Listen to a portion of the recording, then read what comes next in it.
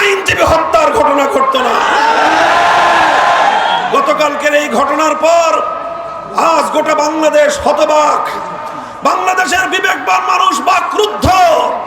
একটি দেশের আদালত পাড়ায় যদি একজন সরকারি আইনজীবীর জীবন নিরাপত্তা না থাকে, তাহলে বুঝতে হবে এই উগ্র সাম্প্রদায়িক গোষ্ঠী কতটা ভয়াবহ এবং কতটা দুর্বৃত্ত এবং কতটা আগ্রাসী ভূমিকায় তারা পরিণত হয়েছে। আমরা বহু আগেই সতর্ক করেছিলাম। ইসকনের বিরুদ্ধে আমরা বছরের পর বছর কথা বলেছি। এই ইসকনকে যদি, তাদের অগ্রযাত্রাকে যদি রুখে না দেওয়া যায়, বাংলাদেশের স্বাধীনতা বিপন্ন হবে। জাতি ধর্ম নির্বিশেষে বাংলাদেশের সাম্প্রদায়িক সম্প্রীতির যে স্থিতিশীল পরিবেশ, এই পরিবেশকে ওরা জাহান্নামের আগুন দিয়ে জ্বালিয়ে পুড়িয়ে ছারখার করবে। আমরা অবাক বিস্ময়ে তাকিয়ে আছি বাংলাদেশের বিচার ব্যবস্থার দিকে, সর্বোচ্চ আদালতের দিকে। এখনো ইসকনকে নিষিদ্ধ করা হয় নাই। আজ আমরা ফরিদপুরের গণসমাবেশ থেকে ঘোষণা করতে চাই, এই ইসকন নামক সাম্প্রদায়িক উগ্র জঙ্গিবাদী গোষ্ঠীকে যদি নিষিদ্ধ না করা হয়, বাংলার মাটিতে ইসকনকে অবাঞ্ছিত করতে, উৎখাত করতে যা করতে হয় আমরা নিজেরাই তা করব।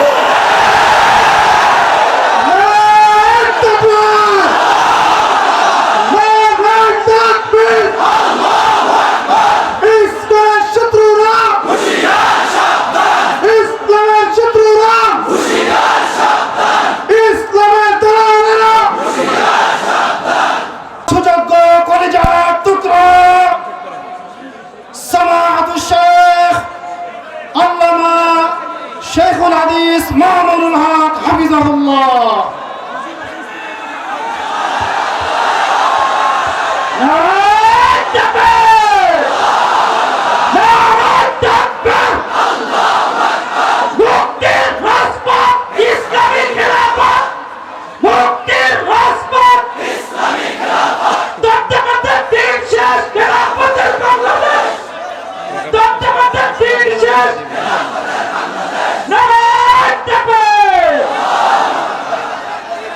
السلام عليكم ورحمة الله.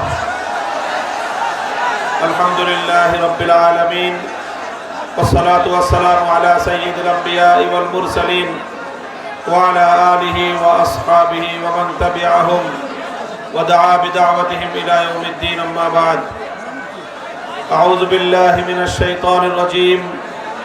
بسم الله الرحمن الرحيم. ولا تهنوا ولا تحزنوا وأنتم الأعلون إن كنتم مؤمنين. صدق الله العظيم. বাংলাদেশ খেলাফত মজলিস ফরিদপুর জেলা শাখা কর্তৃক আয়োজিত আজকের এই গণসমাবেশে উপস্থিত সংগ্রামী সভাপতি, উপস্থিত শুধু ফরিদপুর নয়, দক্ষিণবঙ্গ এবং গোটা বাংলাদেশের শীর্ষস্থানীয় উলামায়ে কেরাম, শাইখুল হাদিস হযরত মাওলানা আকরাম আলী, শাইখুল হাদিস হযরত মাওলানা হেলাল উদ্দিন, হযরত মাওলানা আবুল হোসেন সহ অন্যান্য উলামায়ে কেরাম, বাংলাদেশ খেলাফত মজলিস ও সহযোগী সংগঠন সমূহের জেলা পর্যায়ের নেতৃবৃন্দ, বাংলাদেশ খেলাফত মজলিসের কেন্দ্রীয় যুগ্ম মহাসচিব মাওলানা জালালউদ্দিন সহ অন্যান্য কেন্দ্রীয় নেতৃবৃন্দ, বাংলাদেশ খেলাফত মজলিসের বিভিন্ন থানা ও ইউনিয়ন পর্যায় থেকে সমবেত আমার প্রাণ প্রিয় কর্মী বাহেরা, সর্বস্তরের তৌহিদি জনতা, ফরিদপুরের সর্বস্তরের জনগণ, আমি সর্বপ্রথম আজকের মঞ্চে দাঁড়িয়ে আল্লাহ পাক রব্বুল আলামিনের শুকরিয়া আদায় করছি, যেই মহান রব্বুল আলামিন বাংলাদেশের মানুষের বুকের উপর থেকে জগদ্দল পাথরের মতো চেপে বসা স্বৈরাচারী নব্য ফেরাউনি গোষ্ঠী, জালিম স্বৈরাচারী শেখ হাসিনা সরকারকে উৎখাত করে দিয়ে এদেশের মানুষকে নির্বিঘ্নে নিঃশ্বাস গ্রহণ করার সুযোগ করে দিয়েছেন। আল্লাহুম্মা লাকাল হামদু ওয়া লাকাশ শুকর। সেই সঙ্গে আজকে আমি অত্যন্ত হৃদয় এবং মনের গহীন থেকে ব্যথাতুর হৃদয় নিয়ে অত্যন্ত দুঃখ এবং ক্ষোভ প্রকাশ করছি গতকালকের বাংলাদেশে ঘটে যাওয়া ইতিহাসের নির্মম ও বর্বরতার যে প্রতীক সংগঠিত হয়েছে বাংলাদেশের চট্টগ্রাম জেলায় একজন আইনজীবীকে সরকারি জেলা সহকারী প্রসিকিউটর জনাব সাইফুল ইসলাম আলিফ রাহিমাহুল্লাহ এমন একজন তাজা প্রাণকে সাম্প্রদায়িক উগ্র হিন্দুত্ববাদী সংগঠন ইসকনের জঙ্গিবাদীরা নির্মমভাবে কুপিয়ে জবাই করে প্রকাশ্য দিবালোকে যেভাবে হত্যা করেছে এই বর্বর হত্যাযজ্ঞের নিন্দা জানাই এবং এই জাতীয় হত্যাকাণ্ড এবং সাম্প্রদায়িক দাঙ্গা সৃষ্টির উস্কানিমূলক সকল তৎপরতার বিরুদ্ধে দেশবাসীকে সজাগ থাকার উদাত্ত আহ্বান জানাই। সংগ্রামী সাথী ও বন্ধুগণ, আজ এ কথা বলতে কোনো দ্বিধা নেই। বিগত জুলাই এবং আগস্ট মাসে বাংলাদেশে যে বিপ্লব সংগঠিত হয়েছে, এ বিপ্লব এবং এই অভ্যুত্থান এদেশের মানুষের বহু ত্যাগ, কোরবানি আর নজরানার মাধ্যমে অর্জিত হয়েছে। এখানে বহু অংশীজন রয়েছে বিপ্লবের। জালিম স্বৈরাচারী শেখ হাসিনার 15 বছরের জুলুম এবং অত্যাচারের স্টিম রোলারে নিষ্পেষিত হয়েছে বাংলাদেশের মানুষ, অত্যাচারে নিষ্পৃষ্ট হয়েছে বাংলাদেশ এবং বাংলাদেশের রাষ্ট্রীয় সকল স্থাপনা, সকল প্রতিষ্ঠান, এমনকি গোটা বাংলাদেশের সকল অস্তিত্ব, বাংলাদেশের বিশ্ব দরবারে সমুজ্জ্বল যে ভাবমূর্তি সব কিছুকে ম্লান করে দিয়ে বাংলাদেশকে ধ্বংসের দ্বার প্রান্তে দাঁড় করিয়ে দিয়েছিল। এই দীর্ঘ অত্যাচার, অবিচার এবং হত্যাযজ্ঞে অনেকেই ক্ষতিগ্রস্ত হয়েছে। তবে সবচেয়ে বেশি যেই শ্রেণী শেখ হাসিনা এবং তার ফ্যাসিবাদের আক্রমণের শিকার হয়েছে, শ্রেণী হিসেবে তারা সবচেয়ে বেশি হলো ইসলামী জনতা, এদেশের আলেম সমাজ। আমি সেই সকল বীর শহীদানদের সকলকেই আমি শ্রদ্ধা করে স্মরণ করি, যারা বিগত স্বৈরাচারী শেখ হাসিনার 15 বছরে নানাভাবে রাষ্ট্রযন্ত্র কর্তৃক নিপীড়িত হয়েছে, নির্যাতিত হয়েছে, গুম খুনের শিকার হয়েছে, হত্যাকাণ্ডের শিকার হয়ে এক সাগর রক্ত পাড়ি দিয়ে যাদের রক্তের উপর দাঁড়িয়ে বাংলাদেশ আজ নতুনভাবে মাথা উঁচু করে দাঁড়াবার সাহস দেখাচ্ছে। সংগ্রামী সাথী ও বন্ধুগণ, 2013 সালের 5ই মে ঢাকার শাপলা চত্বরে হেফাজতে ইসলাম বাংলাদেশ আহুত আল্লাহর নবীর ইজ্জত সংরক্ষণের ঈমানি দাবিতে সমবেত তাওহীদি জনতা রাতের অন্ধকারে ঘুমন্ত অবস্থায়, কেউ তাহাজ্জুদরত অবস্থায়, সম্পূর্ণ নিরস্ত্র অবস্থায় তাদেরকে বিনা কারণে উস্কানিমূলকভাবে লক্ষ লক্ষ রাউন্ড গুলি নিক্ষেপ করে ঢাকার রাজপথ, মতিঝিলকে, শাপলা চত্বরকে রক্তে ভাসিয়ে দিয়ে হেফাজতে ইসলামের আলেম ওলামাদেরকে, এদেশের ইসলাম প্রিয় ইসলামী আন্দোলনের কর্মীদেরকে যেভাবে হত্যা করা হয়েছে, ইতিহাসে তার নজির বিরল।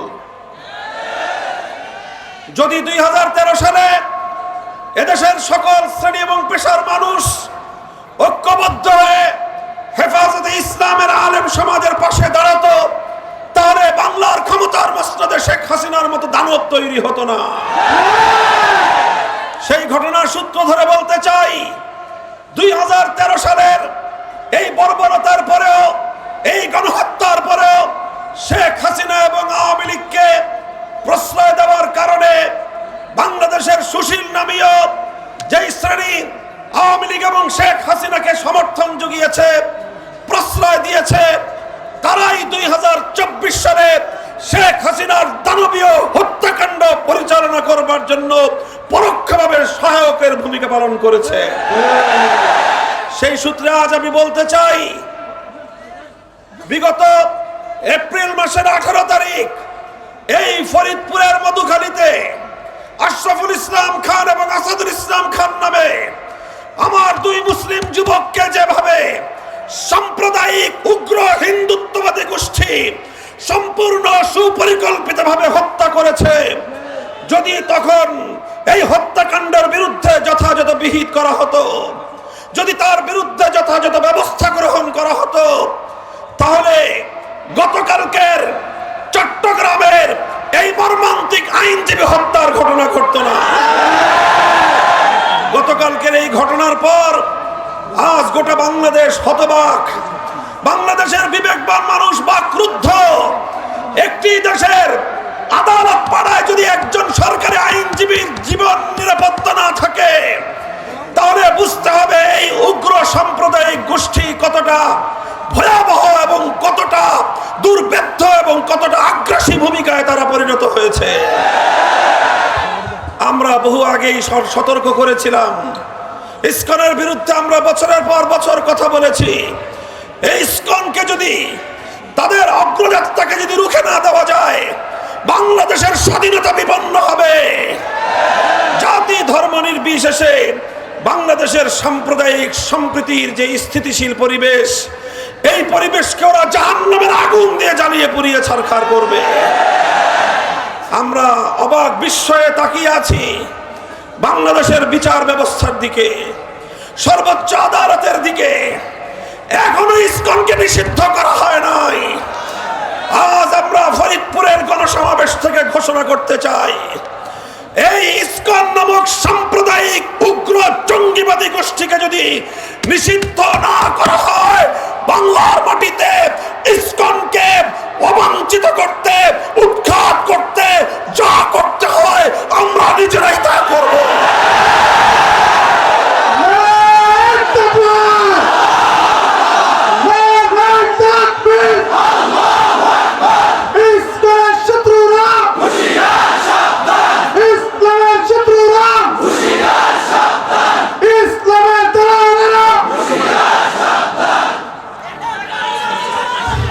সংগ্রামী সাথী ও বন্ধুগণ, আমরা আপনাদেরকে ধৈর্যশীলতার, সহনশীলতার আহ্বান জানাই।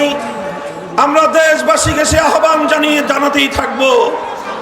আমরা স্পষ্টভাবে লক্ষ্য করছি, বিগত 15 বছর যাবৎ সকল ধরনের কূটনৈতিক শিষ্টাচারকে উপেক্ষা করে, এমনকি ন্যূনতম প্রতিবেশী সুলভ যে সাধারণ সভ্যতা, সাধারণ যে স্বাধীনতা, সেই সভ্যতাকে লঙ্ঘন করে পার্শ্ববর্তী দেশ হিসেবে বাংলাদেশের ভারত রাষ্ট্র বাংলাদেশের আভ্যন্তরীণ বিষয়ে নগ্নভাবে হস্তক্ষেপ করে চলেছে।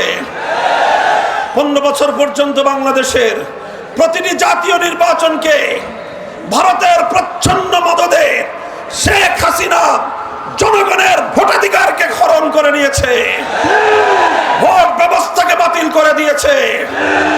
সর্বোচ্চ আদালত বিচার ব্যবস্থায় তার নিজের দলীয় লোকদেরকে নিয়োগ করে সর্বোচ্চ বিচারকের আসনকে পর্যন্ত কলঙ্কিত করেছে।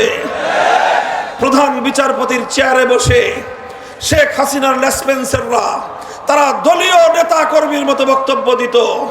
শেখ হাসিনার ইশারা ছাড়া বাংলাদেশের প্রধান বিচারপতি পর্যন্ত কোনো রায় দিত না, বিচার ব্যবস্থাকে ধ্বংস করে সেরেছিল।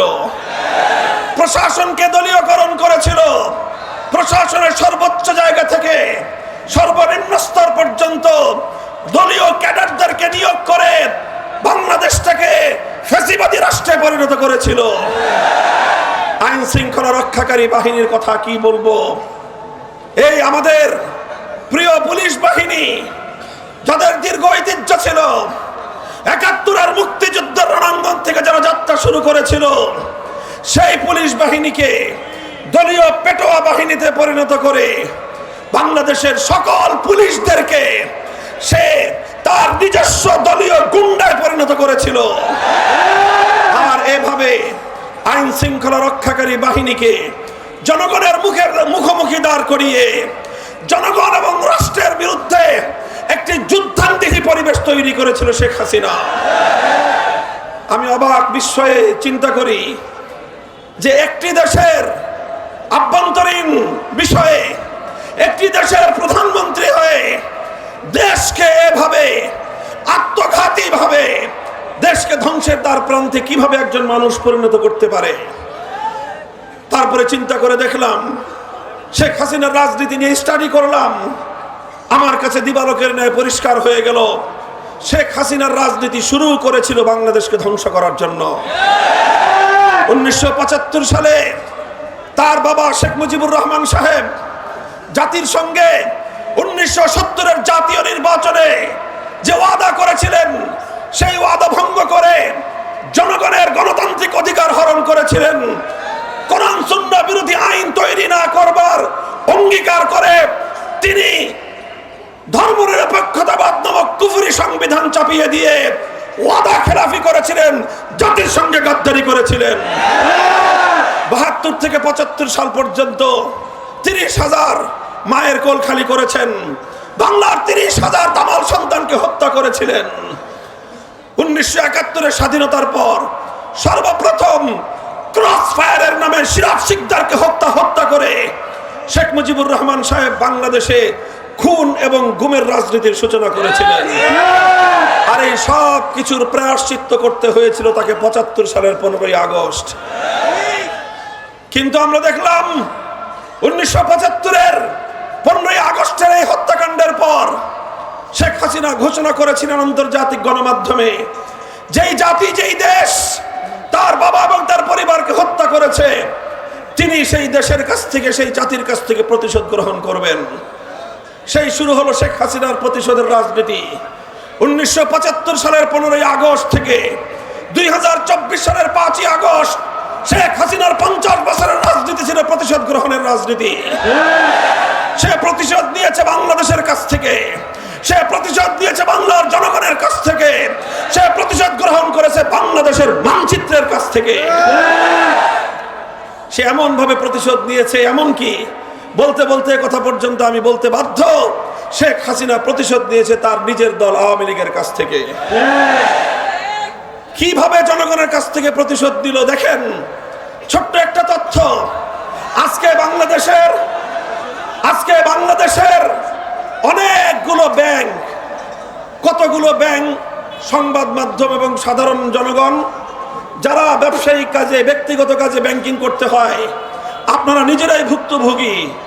ব্যাংকগুলোতে গেলে 10,000 টাকার চেক পাস করবার সামর্থ্য নাই। কোটি টাকার ডিপোজিট, আপনার ব্যাংকে যাবেন, আপনাকে বলবে যে মাসে মাসে 50,000 টাকা করে নিয়ে যান। আপনি বলেন 1 কোটি টাকা যার ডিপোজিট, সে যদি প্রতি মাসে 50,000 টাকা করে নেয়, তার নাতিপুতিরাও এই টাকা ভোগ করে যেতে পারবে না। এই হলো দেশের ব্যাংকিং সেক্টরের অবস্থা। অর্থনীতির ভিত ধসিয়ে দিয়ে গোটা বাংলাদেশটাকে আক্ষরিক অর্থেই তলাবিহীন ঝুড়িতে পরিণত করে গিয়েছে শেখ হাসিনা।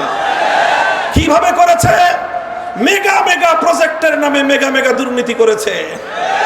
30,000 কোটি টাকার নামে পদ্মা সেতু করে 20,000 কোটি টাকা পাচার করেছে। এভাবে প্রতিটি মেগা প্রজেক্ট থেকে 2 গুণ 3 গুণ বেশি খরচ দেখিয়ে শেখ হাসিনা এবং তার ঘনিষ্ঠ লোকজন গোটা বাংলাদেশের, এখানে লক্ষ কোটি বাঙালিদের, প্রবাসী বাঙালিদের, ব্যবসায়ী বাংলাদেশের মানুষদের কষ্টার্জিত ঘাম ঝরানো অর্থ, যেটা দিয়ে তিলে তিলে দেশ এগিয়ে যাচ্ছিল, সেই সব অর্থ পাচার করে বাংলাদেশকে ধ্বংস করে দিয়েছে। আমি চিন্তা করি, একটা মানুষ, তাও বিধবা, একজন বিধবা নারী, একটা ছেলে আর একটা মেয়ে আছে, এই ছেলে মেয়েকে আগে থেকে দেশের বাইরে সেটেল করেছে। আর একটা বোন ছিল, এই মহিলা প্রায় 80 বছরের কাছাকাছি, তার এত হাজার হাজার কোটি টাকা দুর্নীতি করবার এবং পাচার করবার প্রয়োজনটা কি ছিল? পরে আমার কাছে মনে হয়েছে, আসলে টাকার লোভে শেখ হাসিনা অর্থ পাচার করে নাই, সে বাংলাদেশের কাছ থেকে প্রতিশোধ গ্রহণ করতে চেয়েছে। বাংলাদেশের অর্থনীতি ধ্বংস করাই ছিল তার উদ্দেশ্য। বাংলাদেশ যেন বিশ্ব দরবারে মাথা উঁচু করে দাঁড়াতে না পারে, বরং বাংলাদেশ যেন চিরদিন ভারতের করতলগত একটি অঙ্গ সেটাই ছিল শেখ হাসিনার রাজনীতির প্রধান কথা।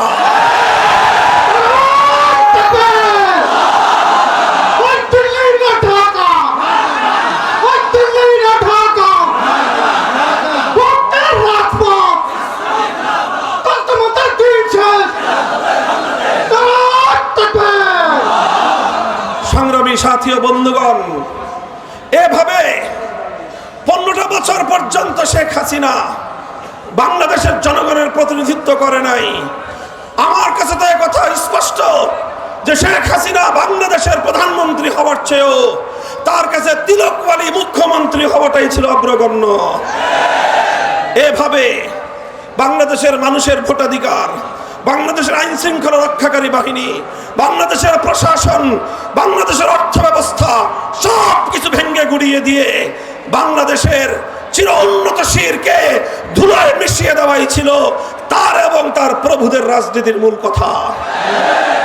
আজ শেখ হাসিনা এবং তার ফ্যাসিবাদী সরকারের পতনের পর যখন বাংলাদেশ আবার ঐক্যবদ্ধ হয়ে ঘুরে দাঁড়াবার প্রয়াস শুরু করেছে, বাংলাদেশের অর্থনীতি যখন আবার তিল তিল করে দানা বাঁধতে শুরু করেছে, বাংলাদেশ যখন আবার ঐক্যবদ্ধভাবে সামনের দিকে অগ্রসর হওয়ার জন্য একটি ট্র্যাকে ওঠার চেষ্টা করছে, বারবার সেই পতিত ফ্যাসিবাদী স্বৈরাচারী সরকার এবং তার অভিভাবকরা, তার প্রভুরা দেশের সীমান্তের বাইরে থেকে আমার বাংলাদেশের অভ্যন্তরে অস্থিতিশীলতা সৃষ্টি করে, দেশের মধ্যে গোলযোগ সৃষ্টি করে আবার তারা ক্ষমতার মসনদে ফিরে আসবার দিবাস্বপ্ন দেখছে।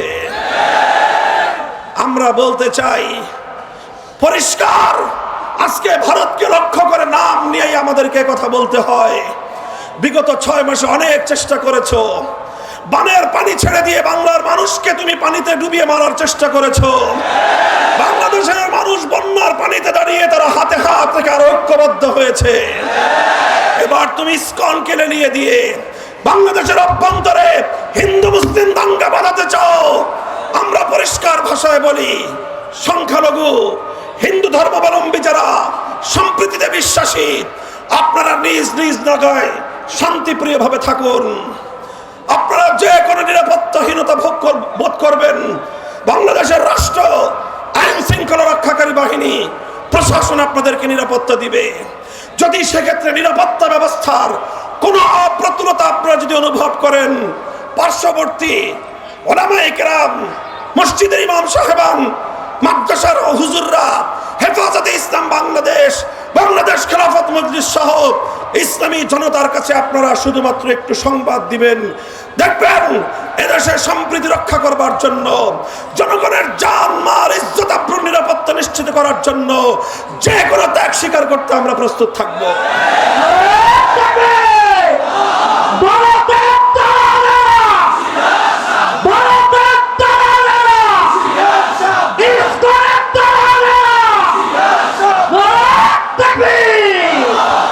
আমরা বাংলাদেশের এই অন্তর্বর্তীকালীন সরকারের কাছে স্পষ্ট দাবি জানাতে চাই, সব বিষয়ে স্বাভাবিকতাকে ফিরিয়ে আনবার চেষ্টা করুন।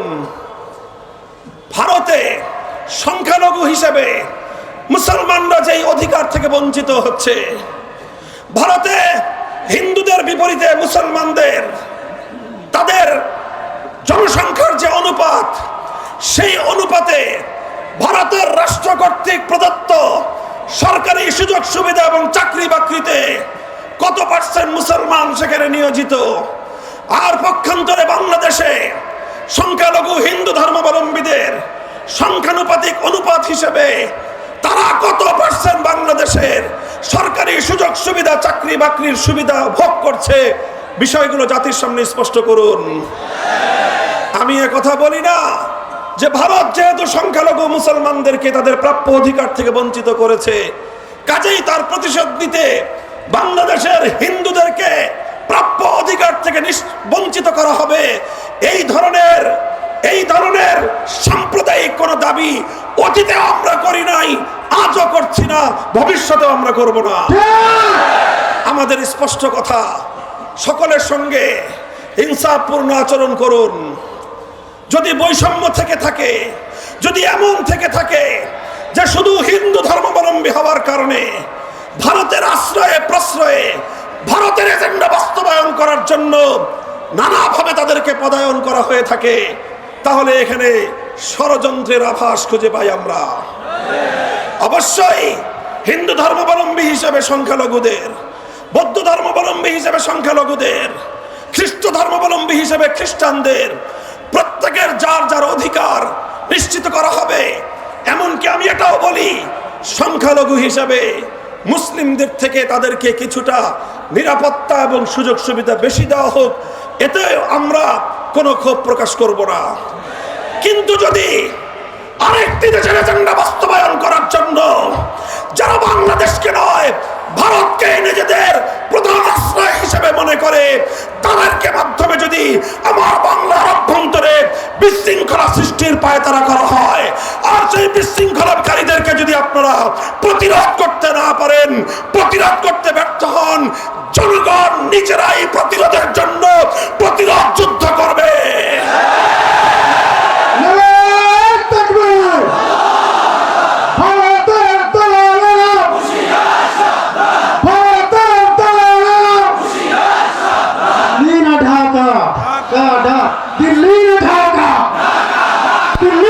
সংগ্রামী সাথী ও বন্ধুগণ, আজ লাখো কণ্ঠে চট্টগ্রাম থেকে যে আওয়াজ উঠেছে, টেকনাফ থেকে তেতুলিয়ায়, গোটা বাংলাদেশ আজ অভিন্ন সুরে কথা বলছে। আর কোন সাইফুল ইসলাম আলিফ ভাইয়ের মতো শহীদি মৃত্যু আমরা দেখতে চাই না, আর কোন অযথা রক্তপাত বাংলার মাটিতে আমরা দেখতে চাই না। ফ্যাসিবাদ যেভাবে 2000 তরুণ ছাত্র যুবকের রক্তের উপর দিয়ে ক্ষমতার মসনদকে আঁকড়ে থাকবার চেষ্টা করেছিল, বাংলাদেশের ক্ষমতার মসনদ যেন আর কোন ক্ষমতাসীনদের কাছে রক্তের চেয়ে বেশি দামি না হয়। আমরা ভবিষ্যৎ সকল রাষ্ট্রীয় কর্ণধারদেরকে স্পষ্ট বার্তা দিয়ে দিতে চাই, জনগণের জানমাল, ইজ্জত আবরু, তাদের জীবনের নিরাপত্তাকে সবার চেয়ে অগ্রগণ্য মনে করতে হবে। জনগণের রক্তের উপর দিয়ে ক্ষমতার মসনদে থাকবার কেউ চেষ্টা করবেন না। জনগণ যতদিন চায় ততদিন থাকবেন। জনগণের নার্ভ, তাদের পালস এবং তাদের অভিপ্রায় বুঝবার চেষ্টা করবেন। অন্তর্বর্তীকালীন সরকারকে বলবো, একেবারে আনলিমিটেড সময়ের জন্য ক্ষমতা আপনাদেরকে দেওয়া হয় নাই। একটা নির্ধারিত সময়ের জন্য আপনাদেরকে ক্ষমতার মসনদে বসানো হয়েছে। সুনির্দিষ্ট একটা এজেন্ডা রয়েছে, সুনির্দিষ্ট দায়িত্ব রয়েছে। আপনারা প্রয়োজনীয় সংস্কার সারবেন। ফ্যাসিবাদের আগ্রাসনে ভেঙে পড়া বাংলাদেশের ভঙ্গুর রাষ্ট্র কাঠামোকে শুধুমাত্র জরুরি পুনর্নির্মাণ করে অতি দ্রুত জাতীয় নির্বাচনের ব্যবস্থা করবেন। লেভেল প্লেইং ফিল্ড তৈরি করে জনগণের প্রতিনিধিদের হাতে ক্ষমতা হস্তান্তর করার রাস্তায় আপনারা চলা শুরু করুন। নির্বাচন কমিশন সংস্কার করা হয়েছে, পুনর্গঠন করা হয়েছে, ধন্যবাদ জানাই। নির্বাচন কমিশনের প্রতি আমাদের উদাত্ত আহ্বান থাকবে, সকল দল এবং মতের প্রতি বৈষম্যহীন আচরণ করতে হবে।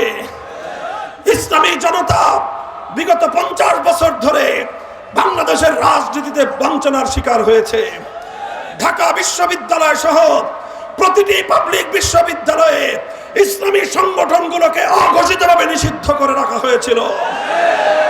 প্রতিটি পাবলিক বিশ্ববিদ্যালয়, প্রতিটি প্রাইভেট বিশ্ববিদ্যালয় সহ সকল শিক্ষাঙ্গনে ইসলামী সংগঠনগুলোর রাজনীতি করবার সুযোগ অবারিত করতে হবে। এদেশের ইসলামী সংগঠনগুলোই সাম্প্রদায়িক সম্প্রীতি রক্ষার ক্ষেত্রে অগ্রণী ভূমিকা পালন করে। বাংলাদেশ খেলাফত ছাত্র মজলিস আজ বাংলার প্রতিটি প্রান্তে প্রান্তে, স্কুল, কলেজ, মাদ্রাসা, ইউনিভার্সিটি সব জায়গায় তারা কাজ করছে। এদেশের তরুণ ছাত্র জনতাকে আমি উদাত্ত আহ্বান জানাই, আসো আমরা হাতে হাত রাখি। যেভাবে 5ই আগস্টের বিপ্লবের জন্য শহীদ আবু সাঈদরা বুলেটের মুখে বুক চিতিয়ে দাঁড়িয়েছিল, এটাই হলো বাংলাদেশ। শহীদ আবু সাঈদ বাংলাদেশের অপর নাম। এভাবে যদি আমার ছাত্র জনতা আগামী দিনেও শুধুমাত্র একটি দলকে নয়, একটি স্বৈরাচারকে শুধু নয়, গোটা স্বৈরতন্ত্রের শেকড়কে উপড়ে ফেলবার জন্য বদ্ধপরিকর হয়, সোনার বাংলাদেশ গড়ে ওঠা সম্ভব হবে। আমরা স্পষ্ট ভাষায় বলতে চাই, বৈষম্যহীন এই সমাজ ব্যবস্থা, সম্পূর্ণ ইনসাফ ভিত্তিক সমাজ ব্যবস্থা যদি আসলে আমরা গড়তে চাই, আমাদের এই চাওয়ার ক্ষেত্রে যদি আমরা শতভাগ আন্তরিক এবং সত্যবাদী হয়ে থাকি, তাহলে আমি যে কথা বলবো সেটা হলো এই: মানব রচিত কোন তন্ত্রমন্ত্রের মাধ্যমে পূর্ণাঙ্গ বৈষম্যহীন ইনসাফপূর্ণ সমাজ গড়া সম্ভব নয়। এজন্য একমাত্র নিশ্চয়তা প্রদানকারী ব্যবস্থার নাম হলো আল্লাহ প্রদত্ত, আল্লাহর প্রতিনিধিত্বের রাজনীতি, খেলাফতের রাজনীতি। তাই আজ বাংলাদেশ খেলাফত মজলিসে দেশের শীর্ষ উলামায়ে কেরাম, বুদ্ধিজীবী, সুশীল সমাজ, শিক্ষিত সমাজ, সরকারি অবসরপ্রাপ্ত কর্মকর্তারা তারা দলে দলে যোগদান করছেন। আমরা তাদের সকলকে নিয়ে বাংলাদেশে খেলাফত কায়েমের এই গণ আন্দোলনকে দুর্বার গতিতে এগিয়ে নিয়ে যাওয়ার জন্য আমরা ঐক্যবদ্ধভাবে কাজ করব ইনশাআল্লাহ। আজ যোগদানকারী যারা, তাদেরকে আমি বাংলাদেশ খেলাফত মজলিসের পক্ষ থেকে সাদর সম্ভাষণ জানাই। সেই সাথে সংস্কার করে বাংলাদেশে যে জাতীয় নির্বাচন হবে, সেই নির্বাচনে জাতীয় সংসদে কোরআন সুন্নাহ বিরোধী কোন আইন যেন তৈরি না হতে পারে, সেই ধরনের কোন একটি ধারা এবারের সংবিধান সংস্কারের মাধ্যমে অন্তর্ভুক্ত করবার জোর দাবি জানাচ্ছি। আগামী জাতীয় সংসদে বাংলাদেশ খেলাফত মজলিসের পক্ষ থেকে একদল যোগ্য, দায়িত্বশীল, জনগণ জননন্দিত নেতৃবৃন্দকে আমরা জনগণের প্রতিনিধি হিসেবে জাতীয় সংসদে দেখতে চাই। এজন্য আমি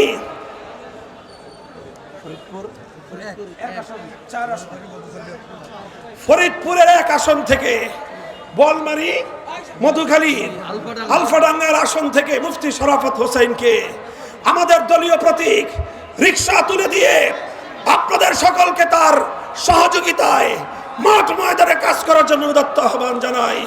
করবেন তো আপনারা ইনশাআল্লাহ?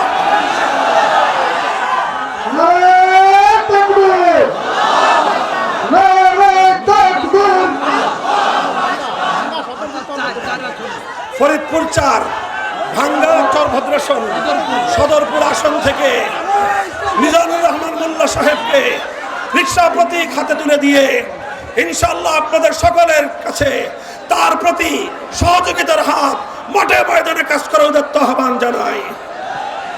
আপনারা থাকবেন তো ইনশাআল্লাহ? ইনশাআল্লাহ ইসলামী বিপ্লবের যে গণজোয়ার সৃষ্টি হয়েছে, এদেশের সকল ইসলামপন্থীরা আমরা হাতে হাত রেখে আগামীর বাংলাদেশ একটি সাম্রাজ্যবাদ বিরোধী বাংলাদেশ হিসেবে গড়ে তুলব।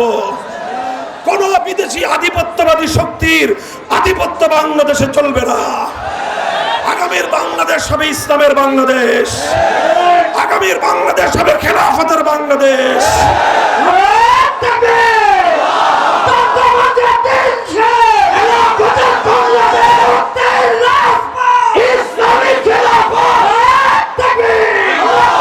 ইনশাআল্লাহ এভাবে আপনারা আমাদের পাশে থাকবেন তো ইনশাআল্লাহ? আল্লাহ পাক কবুল করুন, তৌফিক দান করেন। আমার বাংলাদেশ সকল ষড়যন্ত্রের হাত থেকে মুক্তি পাক, সব ষড়যন্ত্রের চক্রান্তকারী উগ্র গোষ্ঠী নিপাত যাক। ওয়া আখিরু দাওয়ানা আলহামদুলিল্লাহি রাব্বিল আলামিন। বাংলাদেশ জিন্দাবাদ, বাংলাদেশ খেলাফত মজলিস জিন্দাবাদ।